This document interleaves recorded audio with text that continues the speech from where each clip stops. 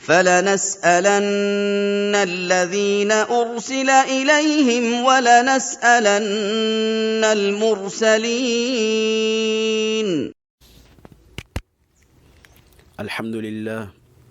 الحمد لله رب العالمين، والصلاة والسلام الأتمان الأكملان على أفضل خلق الله نبينا محمد وعلى آله وأصحابه وتابعيهم بإحسان إلى يوم الدين. أما بعد. Nous poursuivons nos durous sur le Bayqouniya et nous sommes toujours au niveau de l'explication des vers 2 et 3. Les vers 3 et 4. Naam. Qui concerne, n'est-ce pas, le hadith authentique. Naam. Nous avons commencé à expliquer la première partie des conditions du hadith authentique. On a expliqué le cours dernier, où on a vu le cours dernier, al-ittisal. C'est quoi al-ittisal? Le fait que la chaîne de transmission soit rattachée. Naam.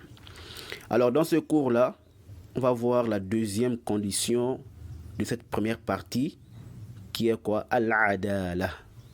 Naam. Et comme a dit Al-Bayqouni, yarwihi adlun. Naam. Nous allons parler aujourd'hui de, n'est-ce pas, la loyauté du rapporteur.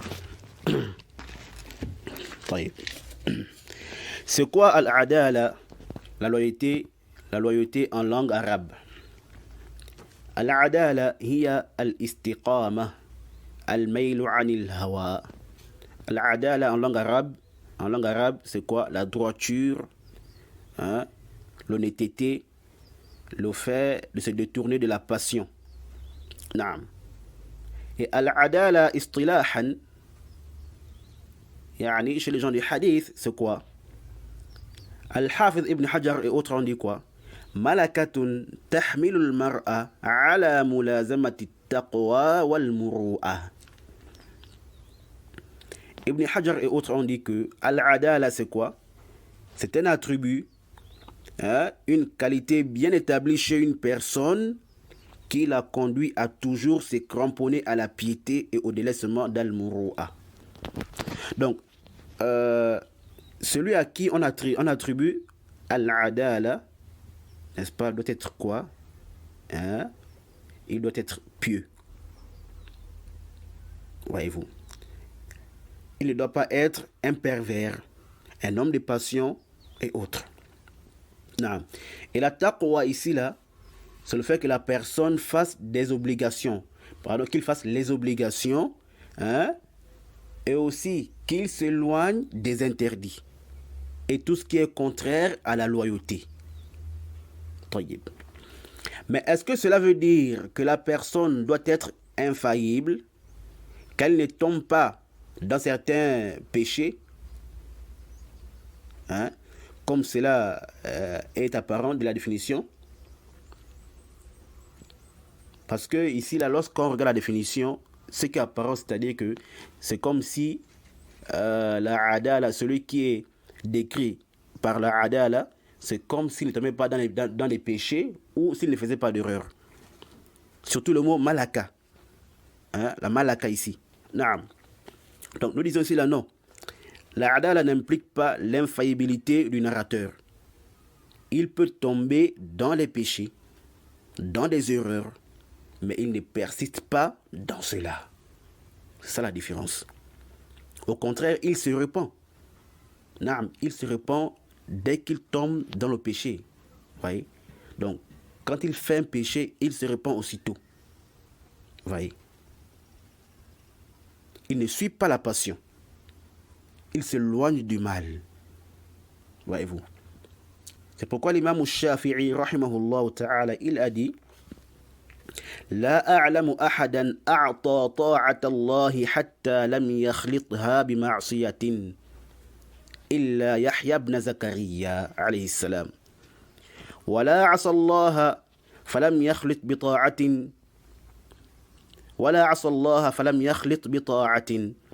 فإذا كان الأغلب الطاعة فهو المعدل وإذا كان الأغلب المعصية فهو المجرح. Oui. L'imam Shafi'i, rahimahullah ta'ala, il nous dit ici là, je ne connais aucune personne qui a donné l'obéissance à Allah sans qu'elle ne la mélange avec la désobéissance. Il dit, sauf Yahya, le fils de Zachariah, alayhi salam. Et ni une qui a désobéi à Allah sans qu'elle ne la mélange avec son obéissance. Il dit quoi? Et donc, si c'est l'obéissance qui domine, la personne est alors loyale, crédible. Mais si c'est la désobéissance qui domine, la personne n'est pas crédible. Voyez-vous. Ici là, l'imam Shafi'i veut nous dire quoi ici exactement? D'abord, il a mentionné Yahya, le fils de Zachariah, comme étant la seule personne qu'il connaissait qui n'a pas désobéi à Allah. Bon, ça a été rapporté du prophète, mais ce n'est pas authentique. Naam. Mais ça a été rapporté mawqoufan, arrêté au compagnon Abdullah ibn Amr ibn al-As, qu'Allah l'agrée. Et ce affaire-là aussi est divergence. Il y en a qui l'ont identifié, il y en a qui l'ont rendu faible. Wallahu a'lam. Al-Muhim. Ici là, ce qui nous intéresse, c'est quoi? C'est que l'imam Shafi'i nous dit ici là qu'il ne connaît aucune personne qui obéit seulement à Allah sans pourtant lui désobéir quelque part. Hein? Excepté celle qu'il a mentionnée. Donc, elle va forcément tomber un jour dans la désobéissance. Oui, puisque personne n'est infaillible. Et le prophète lui-même a dit quoi? Il nous a bien dit que tous les enfants de Adam font des erreurs. Mais le meilleur d'entre eux, c'est ceux-là qui se repentent. Donc les meilleurs d'entre eux, c'est ceux-là qui se repentent. Donc peu importe ton degré de piété, tu vas tomber dans l'erreur. Tu vas tomber dans quoi? La désobéissance à Allah. Mais les pieux se repentent et ne persistent pas dans le faux ou dans la désobéissance. Ils ne suivent pas leur passion. Non. Et de même, celui qui passe son temps à désobéir à Allah, il a forcément fait du bien quelque part. Une obéissance un jour, une fois. Il ne peut pas faire du mal toute sa vie. Même le shaitan, il a quand même fait du bien un jour. N'a-t-il pas montré à Abu Huraira comment se protéger du shaitan? En lui enseignant quoi? Le verset du repose-pied. Voyez-vous. Donc, si tel est le cas, nous faisons tous du bien et du mal. Nous obéissons à Allah et nous lui désobéissons. Taïb. Dans ces cas-là, qui est donc celui qui est crédible dans ces cas?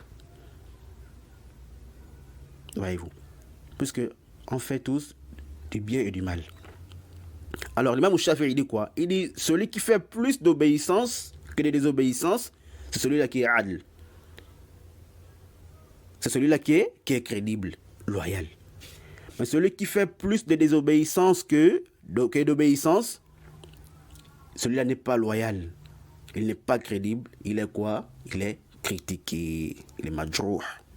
Wadih. C'est pourquoi on dit quoi? Que ce n'est pas parce qu'un narrateur est crédible que tous ses rapportages sont forcément acceptés. Non. Il peut avoir des hadiths, des fiqat qui sont rejetés. Et on verra ça par exemple dans le shadh et la illatun qadiha.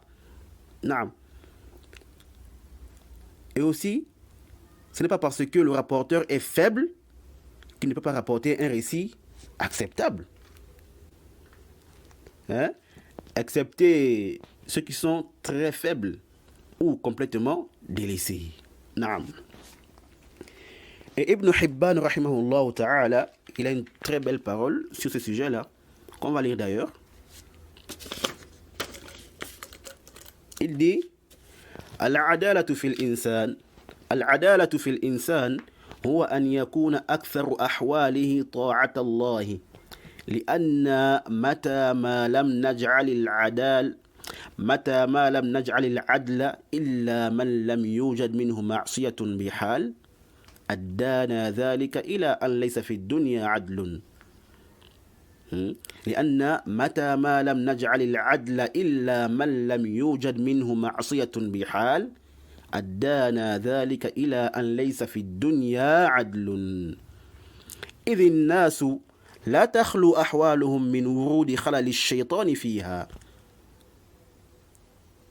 بل العدل من كان ظاهر أحواله طاعة الله والذي يخالف العدل من كان أكثر أحواله معصية الله. نعم.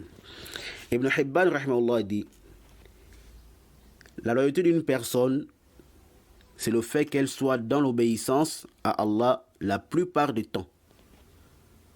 Il dit, parce que si nous disons que n'est loyal que celui qui ne commet jamais de péché, il dit cela nous conduirait au fait qu'il n'existe aucune personne loyale dans ce monde.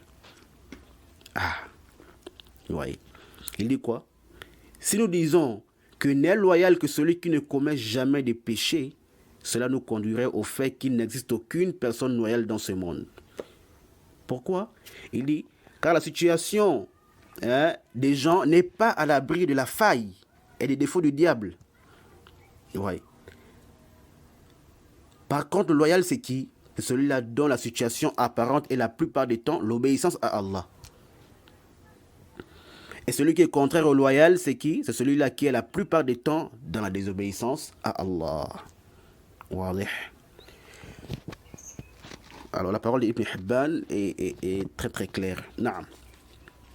Donc, quand on dit al-adala, cela ne veut pas dire que la personne doit être quoi? Infaillible. Mais c'est comme on a expliqué. Naam. Alors par rapport à ça, c'est qui le adl? C'est qui le adl? Ils disent que le adl, celui qu'on dit de lui qu'il est loyal, c'est qui? C'est celui-là qui renferme les critères suivants. Ils disent al-adl huwa al-muslimu al-balighu al-aqil as-salimu min asbab al-fisqi wa khawarim al-muru'ah. Al-muslimu al-balighu al-aqilu as-salimu min asbab al-fisqi wa khawarim al-muru'ah. Le adl, c'est le musulman pubère et raisonnant qui est sauvé de causes conduisant à la perversité et qui empiète sur le muru'a. Comment on dit le muru'a? On va l'expliquer. Non. Donc c'est le musulman pubère raisonnant qui est sauvé des causes conduisant à la perversité et qui empiète sur le muru'a. Voyez-vous. Donc ici là, premièrement, c'est quoi? C'est l'islam. Il faudrait qu'il soit musulman. Naam. Parce que s'il est mécréant, il ne peut pas être adl ici. Parce que nous ne pouvons pas faire confiance à un mécréant sur les affaires liées à notre religion. Abadan. Parce que si déjà on ne fait pas confiance à n'importe quel musulman sur les affaires religieuses, donc le mécréant, a fortiori. Et ça c'est clair. Deuxièmement, qu'il soit pubère et raisonnant. En un mot, le taklif. Donc, il doit avoir quoi? Ses facultés. Vous voyez? On ne peut pas prendre le hadith ou on ne peut pas accepter, n'est-ce pas, le rapportage d'un fou. Et aussi de l'enfant qui n'a pas le discernement. As-sabi ghayr al-mumayyiz. Vous voyez, une fois qu'il ne distingue pas les choses, qu'il ne distingue pas le faux du vrai. Et comme disent certains, qui ne sait pas faire la différence entre un bœuf et un âne. Entre un bœuf et un âne. Donc, un enfant qui ne sait pas faire la différence entre les informations ou dans les informations. Oui. Donc, l'enfant qui n'a pas cette capacité-là, celui qui n'a pas le discernement, lui et le fou, on n'accepte pas leur rapportage. Voyez-vous. Et on ne les considère pas aussi comme des udoul. Naam. Cependant, l'enfant qui raisonne, qui sait faire la différence entre les choses, yani as-sabiyyul mumayyiz, qui maîtrise ce qu'il a entendu ou ce qu'il a vu, alors celui-là, son rapportage sera quoi? Accepté quand il sera pubère. Voyez-vous. Yani, quand il sera grand, quand il sera pubère, hein, lorsqu'il va rapporter des hadiths qu'il a entendus quand il était petit, alors ces hadiths-là seront acceptés. Ah, ça c'est l'enfant, c'est qu'on appelle ça, l'enfant qui a le discernement. As-sabiyul mumayyiz. Naam. Troisièmement, la personne, elle doit être dépourvue des causes de la perversité. Yani, le narrateur en question, il ne doit pas être pervers. Oui. Yani, celui qui fait les grands péchés ou qui persiste dans les petits péchés. Et on a déjà expliqué qu'il peut tomber, n'est-ce pas, dans les péchés, les petits ou les grands. Mais il se répand aussitôt, car il n'est pas infaillible. Il est différent, n'est-ce pas, de celui qui suit sa passion et persiste dans les péchés. Par contre, là où il y a vraiment une grande divergence entre les savants, là où il y a vraiment une grande divergence entre les savants, c'est quoi? C'est sur le rapportage de l'innovateur et aussi le rapportage du menteur. Yani celui qui mentait, mais qui s'est repenti du mensonge. Est-ce qu'on peut accepter le rapportage? Oui. Donc ici, il y a une grande divergence sur ces deux points-là. Mais nous n'allons pas rentrer ou expliquer ça ici pour le moment. Non. Pour le moment, ici, on donne juste l'essentiel, les bases, ce qui est important pour le débutant dans cette science-là. Donc ici, Al-Muhim, le narrateur doit être quoi? Sauvé des causes de la perversité, ou en un mot, il ne doit pas être pervers. Quatrièmement, il doit s'éloigner des khawarimul muru'a. Le muru'a, c'est quoi? C'est un attribut ou un caractère qui conduit la personne à avoir des bons comportements et des bonnes habitudes. Et le muru'a revient au urf, aux coutumes.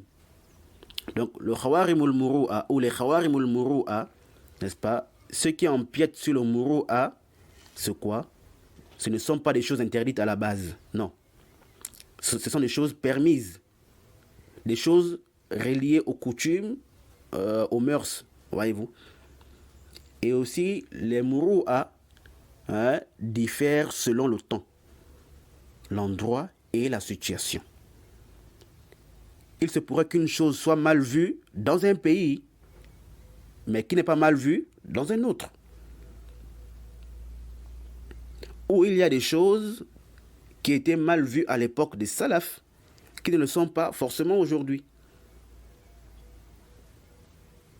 Voyez-vous.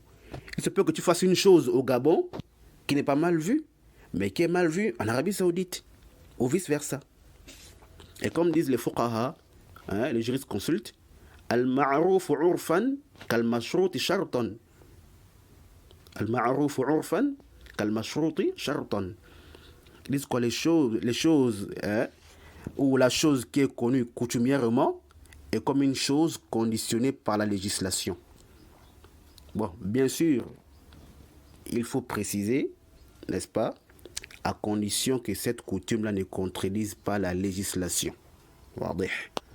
Sinon, elle est complètement rejetée. Et elle ne sera même pas considérée. C'est clair?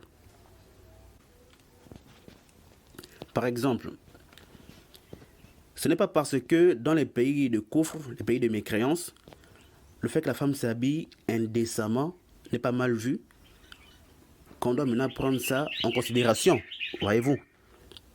Non, car ici, ça contredit la législation. La femme doit se voiler. Il est interdit pour elle de se vêtir de manière indécente et qu'elle s'affiche de cette manière-là. Voyez-vous. À l'époque, les salafs, par exemple, faisaient partie des choses qui empiétaient sur le mourou'a d'une personne, le fait de manger dehors, dans les marchés. Mais de nos jours, cela n'est plus mal vu. Tu peux manger dans un restaurant, dans ton magasin ou à la boutique, hein, au marché. C'est adi. C'est devenu quoi, une chose normale. Voyez-vous. Et parmi les khawarim al-muru'a, il y a le fait, par exemple, de voir un homme de science, un savant ou un étudiant, hein, dans une assise, éclater de rire d'une manière bizarre, sans gêne. Vous voyez. Aussi, en Arabie Saoudite, vous allez voir que les imams ne dirigent pas la prière sans le shimar, al-rotra. Oui. Bon, disons les grandes mosquées, parce qu'il y a souvent les petites mosquées de quartier là, les petites musallayat et autres, ça c'est pas trop recommandé là-bas. Mais les grandes mosquées, hein, vous allez voir toujours les imams diriger la prière, diriger les prières avec quoi? Le shimar. Oui. Donc celui qui dit, l'imam qui vient, s'il n'a pas ça, ce serait une chose mal vue. C'est pourquoi vous allez voir même que les étudiants en sciences, hein, qui ne portent pas le shimar à la base, c'est-à-dire qu'ils ne portent pas le shimar lorsqu'ils sont à l'université ou bien chez eux, mais comme ils sont imams dans certaines mosquées, vous allez voir que même les étudiants qui ne portent pas le shimar et qui sont imams dans certaines mosquées, vous allez voir, hein, qu'ils ont parfois le shimar dans leur voiture ou avec eux. Ils ne le portent que lorsqu'ils partent diriger la prière. Mais pourtant, ça n'a rien à voir avec la prière. Ce n'est ni un pilier, ni une condition, ni une obligation, ni même une sunna. Voyez-vous. Donc, bref, le muru'a, ce sont des choses permises et non interdites. Des choses que si la personne fait, elle est bien vue. Yani, elle est bien vue aux yeux des gens. Mais si elle les laisse, elle sera mal vue. Ou vice-versa. C'est clair. Et ce qui est conditionné ici aussi, ce n'est pas le fait que la personne ne doit jamais tomber dans le khawarim al-muru'a. Voyez. Non. Mais c'est le fait que la personne les fasse fréquemment. Au point où cela est devenu comme une habitude pour lui. C'est clair. Sinon, la personne peut faire souvent les khawarim al-muru'a. C'est comme le adala, comme on a parlé de rapporteur qui ne fait pas par exemple des péchés et autres. C'est la même chose ici. Il peut faire les khawarim al-muru'a, mais c'est différent de celui-là qui les fait à tout moment. Naam. Et il faut aussi savoir que ce n'est pas tous les savants du hadith qui ont critiqué les rapporteurs à cause des choses qui empiètent sur leur muru'a. Naam. Certains mutashaddidoun, comme Shu'ba et Ibn Ma'in et autres, ils le faisaient souvent. Voyez-vous. Et aussi, comme on a dit, telle chose peut être considérée comme une chose qui empiète sur le muru'a par un groupe de gens, mais la même chose n'est pas vue de la même manière chez un autre groupe de gens. Voyez-vous. C'est clair. Y a-t-il de profit qu'on tire dans le fait de regarder s'il y a des choses qui empiètent sur le muru'a du rapporteur? Nous disons non. Le profit, c'est que cela marque une différence dans le rang ou dans les rangs et la catégorie des rapporteurs crédibles. Celui qui n'a pas fait des choses qui empiètent sur le muru'a est meilleur que celui qui l'a fait. Ou celui qui en fait moins est meilleur que celui qui en fait à tout moment. C'est clair? Voici donc les 4 conditions, hein, que doit remplir le narrateur pour qu'on dise qu'il est adl, loyal. C'est clair ça? Ensuite,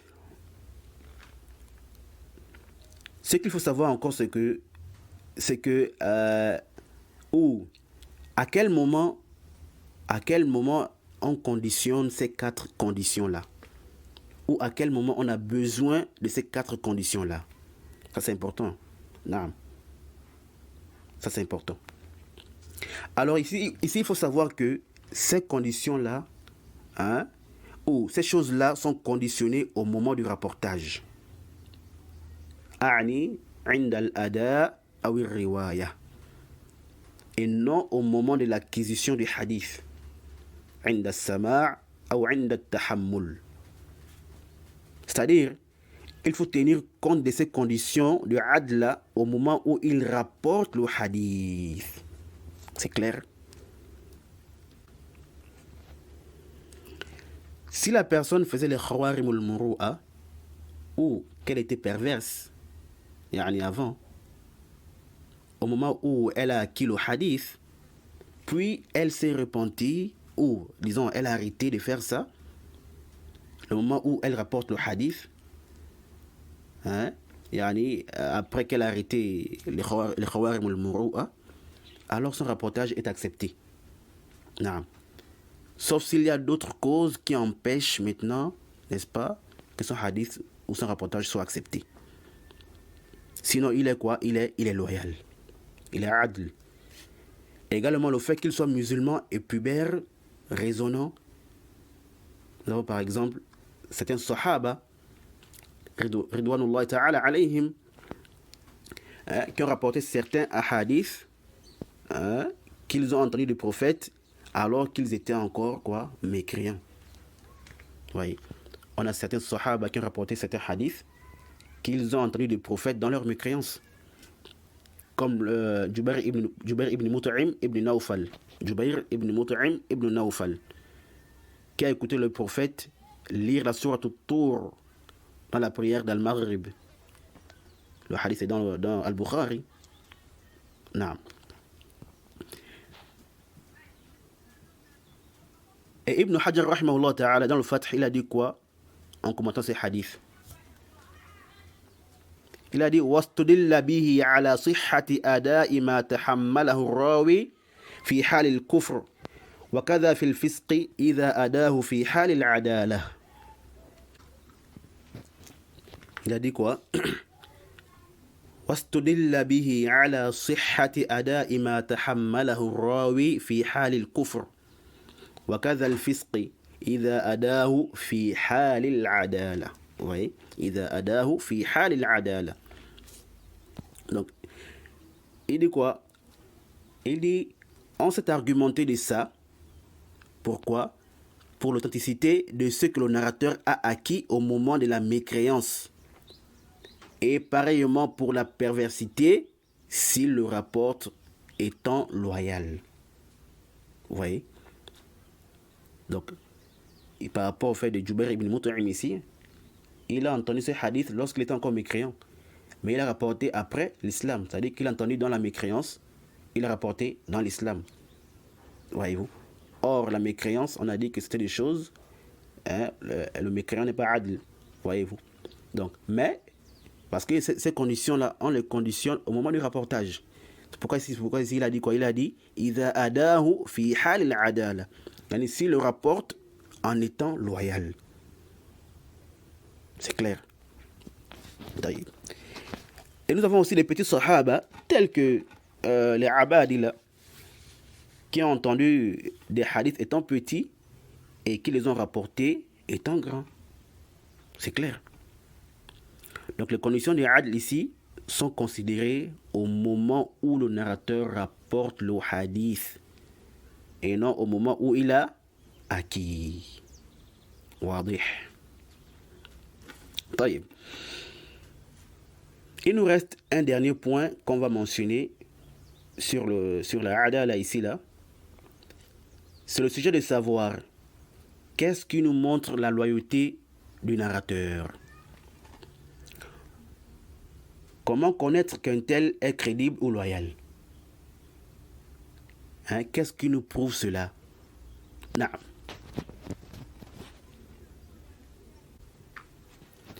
Alors, les gens des hadiths ont expliqué cela. Ils ont expliqué cela. Et il y a aussi divergence sur certains points. Aussi, il y a certains gens de hadith qui ont leur méthodologie propre à eux, comme Ibn Hibban et autres. Et il y a aussi plusieurs détails et plusieurs choses qu'on verra plus tard. Pour l'instant, on va citer ce qui est essentiel, l'avis du Jumhur et ce qui est juste pour nous. Naam. Ibn Salah, rahimahullah ta'ala, il nous dit dans son Muqaddima, à la page 105, عدالة الراوي تارة تثبت بالتنصيص معدلين على عدالته وتارة تثبت بالاستفاضة فمن اشتهر عدالته بين أهل النقل أو نحوهم من أهل العلم وشاع الثناء عليه بالثقة والأمانة استغني فيه بذلك عن بينة شاهدة بعدالته تنصيصا وهذا هو الصحيح في مذهب الشافعي رضي الله عنه وعليه الاعتماد في فن أصول الفقه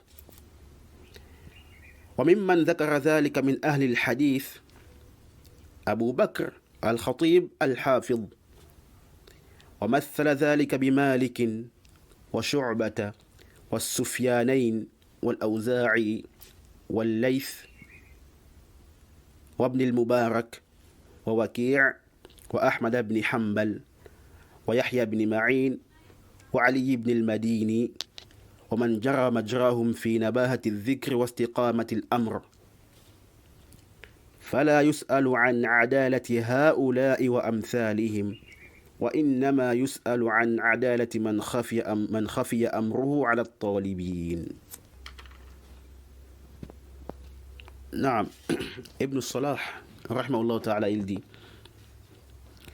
la crédibilité du narrateur se connaît soit par la parole de deux personnes crédibles, yani deux imams crédibles qui vont dire qu'un tel est thiqa, qu'un tel est crédible. Naam. Ibn Salah dit: soit par la célébrité, la propagation. Celui qui est connu pour sa loyauté chez les gens du rapportage des hadiths ou ceux qui sont semblables à eux parmi les gens des sciences, les éloges sur sa crédibilité sont répandus. Il dit: ceci le dispense des preuves textuelles témoignant de sa loyauté. C'est ça qui est juste dans le madhab de l'imam al-Shafi'i, qu'Allah l'agrée. Et c'est ça, et c'est sur ça que s'appuie l'art des bases de la jurisprudence. Il dit: parmi les gens du hadith qui ont mentionné cela, il y a Abu Bakr al-Khatib al-Hafid. Et il l'a exemplifié par Malik, Shu'ba, les deux Sufyan, yani Sufyan ibn Uyayna et Sufyan al-Thawri. Et Al-Awza'i, Al-Layth, Ibn al-Mubarak, Waki' Ahmad ibn Hanbal, Yahya ibn Ma'in, Ali ibn al-Madini, et ceux qui leur sont semblables dans la renommée et la loyauté. Il dit: on ne pose pas la question au sujet de la crédibilité de ceux-là et de leurs semblables. On pose plutôt la question au sujet de la crédibilité de ceux dont la situation n'est pas connue auprès des chercheurs. Oui, on pose plutôt la question au sujet de la crédibilité de ceux-là, ou bien de ceux dont la situation n'est pas connue auprès des chercheurs. Ah. On a aussi Al-Hafidh ibn Kathir, rahimahullah ta'ala, qui nous dit dans Ikhtisar Ulum al-Hadith, à la page 93, il dit: وتثبت وعدالة الراوي باشتهاره بالخير والثناء الجميل عليه أو بتعديل الأئمة أو اثنين منهم له أو واحد على الصحيح. Ibn Kathir, rahimahullah, il dit quoi? Il dit ici là: la loyauté du narrateur est confirmée par le fait qu'il soit connu en bien et par des beaux éloges sur lui, ou par le témoignage des imams, ou de deux imams, ou de deux parmi eux, ou de un seul, selon la vue juste. Voyez-vous. C'est clair? Alors, on va résumer les propos d'Ibn Salah et ceux d'Ibn Kathir, rahimahumallah, pour que cela soit plus clair. Taïb. Qu'est-ce qui prouve ou confirme la loyauté du narrateur? Alors, on dit elle est prouvée et confirmée par l'une de ces deux choses.